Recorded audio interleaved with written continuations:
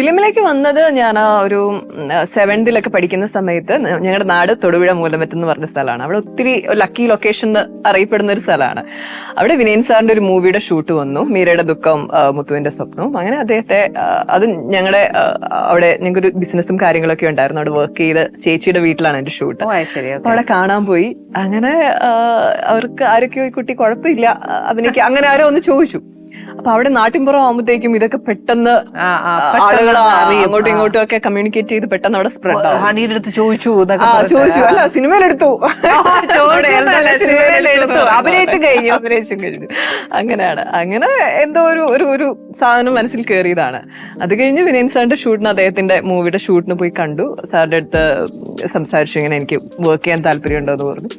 അല്ല അപ്പൊ ആ സമയത്ത് സാറിന്റെ അടുത്ത് ആ സാറിന്റെ ക്രൂ മെമ്പറിൽ ഒരാൾ വന്ന് ചുമ്മാ അഭിനയിക്കാൻ ഇഷ്ടമാണോ എന്നാണ് ചോദിച്ചത്? അതെ, അത് ഞാൻ ചെറുതാണല്ലോ, എനിക്കിപ്പോ ഇവരാരാ എന്താ എങ്ങനെയാണെന്നൊന്നും അറിയില്ല. അപ്പൊ നമ്മളെ വർക്ക് ചെയ്യുന്ന ചേച്ചിയുടെ വീട്ടിലാണ് എന്റെ ഷൂട്ട്. അപ്പൊ അവർക്ക് നല്ല കമ്മ്യൂണിക്കേഷൻ ആണ്, നല്ല കണക്ഷൻ ആണ്. അങ്ങനെ വന്ന ഒരു സ്പാർക്കാണ്. നെക്സ്റ്റ് ഹണിയാണ് ഇനിഷ്യേറ്റീവ് എടുത്തത്. ഞാനാണ് സാറിനെ പോയി മീറ്റ് ചെയ്തു. സാറിനെ ഇങ്ങനെ കാണാമെന്ന് പറഞ്ഞു. എപ്പോഴും എനിക്ക് ബ്രേക്ക് ടൈമിൽ എപ്പോഴും അദ്ദേഹത്തെ മീറ്റ് ചെയ്തു.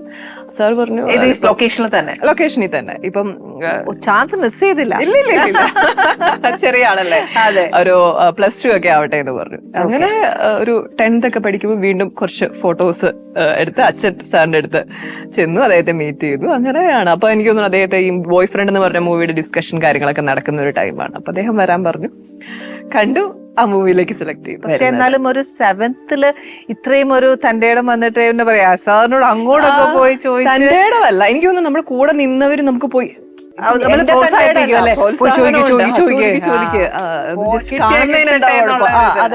അവര് തന്നെയാണ് ഇത് പോയി. അല്ല ഒരു ധൈര്യം വേണ്ടേ, വളരെ തന്റെ ഇടം വേണ്ടേ നമുക്ക് പോയി ചോദിക്കാനായിട്ട്. ഇപ്പം എന്നെ സംബന്ധിച്ച് വേണ്ട അതെന്ത് തോന്നും, വേണ്ട പോണ്ട, അങ്ങനെ ഒരു ഫീലിംഗ് ഉണ്ട്. എല്ലാം ഭയങ്കരമായിട്ടുള്ള ആള് തന്നെയാണ്. ഞാൻ ഭയങ്കര റിസർവ്ഡ് ആയിട്ടുള്ള ആളാണ്, എല്ലാം ഉണ്ട്. അപ്പം പക്ഷെ എന്തോ ഇതൊക്കെ നിമിത്തായിരിക്കും അങ്ങനെ സംഭവിക്കണം. അതാണ് ഡെസ്റ്റിനി കിടക്കുകയല്ലേ, ചെയ്യാനില്ല. ഓക്കെ, അപ്പൊ അങ്ങനെ ഫിലിമിലേക്ക് വന്നു. We have done so much movies. ആ ശരിക്കും ആ മൂവീസില് ഹണി വിചാരിച്ചൊരു എയിം എത്തിയിട്ടുണ്ടോ? ഇല്ല, ഒരിക്കലും ഇല്ല. Still you have to go. Definitely. അത് നമ്മുടെ ഒരു പാഷനാണ് മൂവി എന്ന് പറഞ്ഞത്. ബിഗിനിങ് ഒന്നും എനിക്ക് അത്ര ഒരു റിയലൈസേഷൻ ഉണ്ടായിരുന്നില്ല സിനിമയിൽ വന്ന സമയത്ത്. ഓക്കെ, നമ്മൾ സിനിമ ചെയ്യുന്നു, വന്ന ഒരു പടം കഴിയുമ്പോഴത്തേക്കും പിന്നെ നമ്മൾ സ്റ്റാറായി, അല്ലെ കുറെ സിനിമകൾ നമുക്ക് ചെയ്യാൻ പറ്റും എന്നായിരുന്നു. അങ്ങനെ അല്ല എന്നുള്ളത് ഒരു സിനിമയും കൊണ്ട് തന്നെ മനസ്സിലായി. പിന്നെയും എന്താ പറയാ, കുറെ സ്ട്രഗ്ലിംഗ് പീരീഡ് ഉണ്ടായിരുന്നു. അങ്ങനെ കാത്തിരുന്ന് വന്ന ഒരു മൂവിയാണ് ട്രിവാൻഡ്രം ലോഡ്ജ് എന്ന് പറയുന്ന. അതാണ് വിജയിച്ചൊരു പടം ഞാൻ ചെയ്തത്.